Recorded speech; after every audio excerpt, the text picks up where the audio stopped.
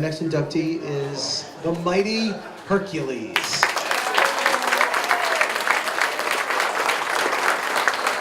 That's great. I'm not even going to do my notes, ladies and gentlemen. He teamed with Hercules, of course, has power and glory. Please welcome future inductee Paul Roma, ladies and gentlemen.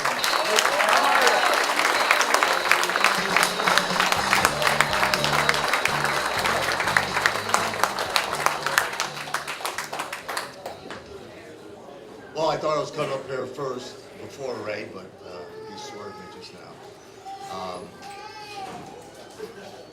There's quite a few things that nobody knows about Ray, myself. Two stories I was going to share with his family today, which they didn't know. And one of them was that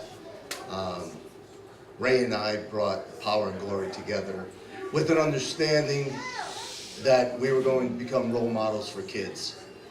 And I told him it won't work unless that's the way it goes down. And he was all on board, you know, I mean, I just said to his wife a few minutes ago, every time he went home, he got her pregnant and he just had another kid, so he was all on board. I mean, he had more kids than we had, you know, to take care of, so it was just a beautiful thing.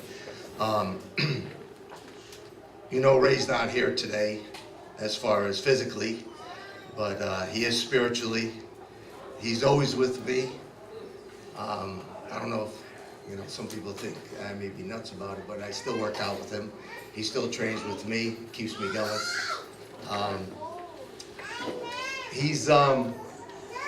Him and I had a relationship that, as I would put it, probably better than any marriage that could have been put together out there. And some of you might disagree with that, but I really don't care.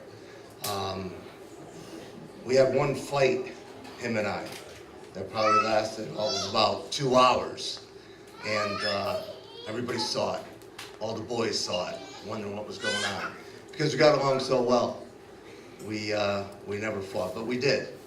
And he basically got mad at me, told me he was going to kill me, which I was petrified, just to let you know. And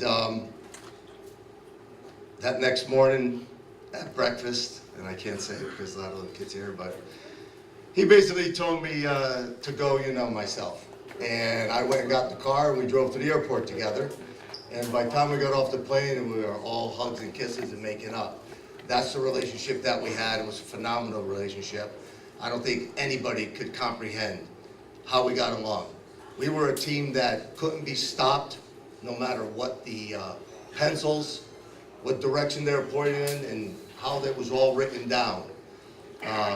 Power and glory stood for strength in God, and that's not to say him and I were either one of those. It was just something where we were set to take care of any kids, less fortunate, handicapped, didn't matter. And he proved it to me when we were in Louisiana. We were leaving to go to the show. Ray was driving, that was our agreement. He'd drive during the day, I would drive at night. So we're leaving the parking lot relatively fast because we were late. And he's spinning the car around, I'm asking him, you know, what are you doing? We got to get to the show, we're going to be late, we're going to get fined. And he pulled up on this kid in a wheelchair. And I said, wow, he gets it, man, he gets it. I didn't see the kid, he did. He was standing there with his mom. We both got out of the car, take pictures with him. And when I was asking the little boy if he was going to come to the show, and his mother stood behind him doing this to me. And, you know, she was mouthing to me, she didn't have tickets to the show. And I said, hey, listen, man, we're going to take care of you. You know, we're going to set up a spot for you right outside the ring post. You and your mom just come to the show. And they did.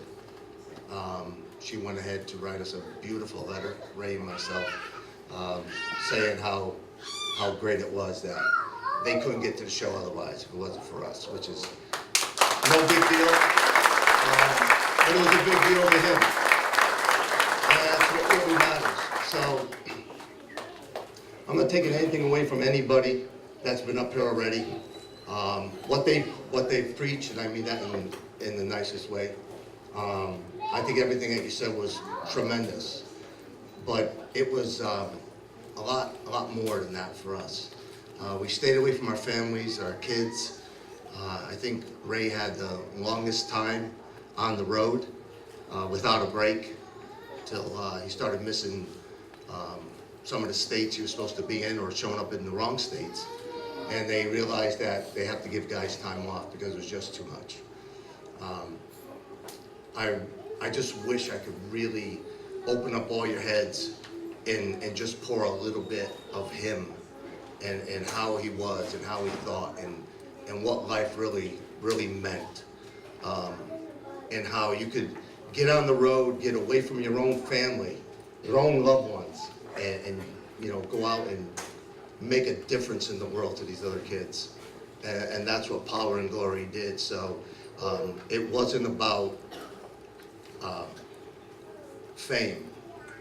It wasn't about us, you know, for ourselves. It was all about those kids. And when and a lot of people don't know this, I had a baby sister born with Downs.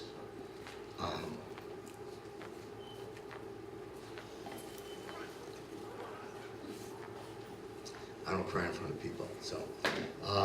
And she passed away at 30 years old. She was the whole reason behind this great thing that Ray and I put together. She couldn't walk. She had trouble functioning. And I said, what am I doing so great with my life? I got money, I got houses. I said, I need to become a role model for these kids. And when I approached Ray with it, once I got into wrestling, and it always stayed in my mind, I always had to be better than everybody else. I had to jump higher, I had to be stronger, you know, I had to do things people couldn't do. And it's just the way that it was, no matter what they said, and you heard people up here before me talking about that. It wasn't about what they said, it's about whether they could stop that person, that train.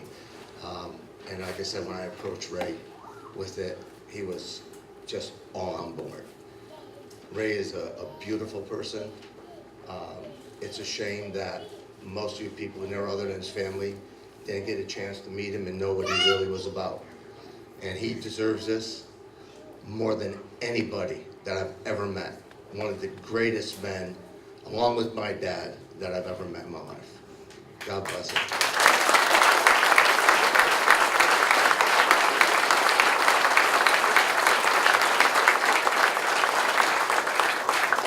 And Debbie, this is even remotely close what they should be giving him. I don't think there's a plaque or a trophy big enough. He's, you know, I have to say one thing. I asked you and all the kids a question. Did you know what Ray, when he used to put both hands over his head and pull him down? And people don't know what that means. You know, he used to reach up and he'd go like this. Well, you know, a little secret, because this is what it was. He was pulling lightning bolts out of the sky. That's what he was doing. He was real, and he was, to me, he was a god. He was mythical. I mean, he was all of that and then some. But most of all, he was a great dad. He loved his kids. That's all he ever talked about. And that's all we ever talked about. So, God bless him. Debbie, please.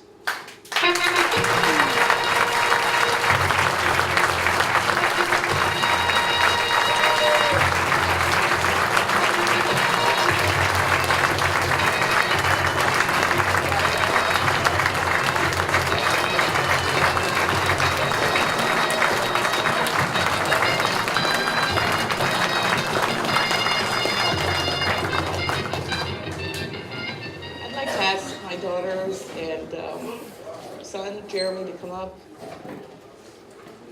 and my favorite, our grandkids too.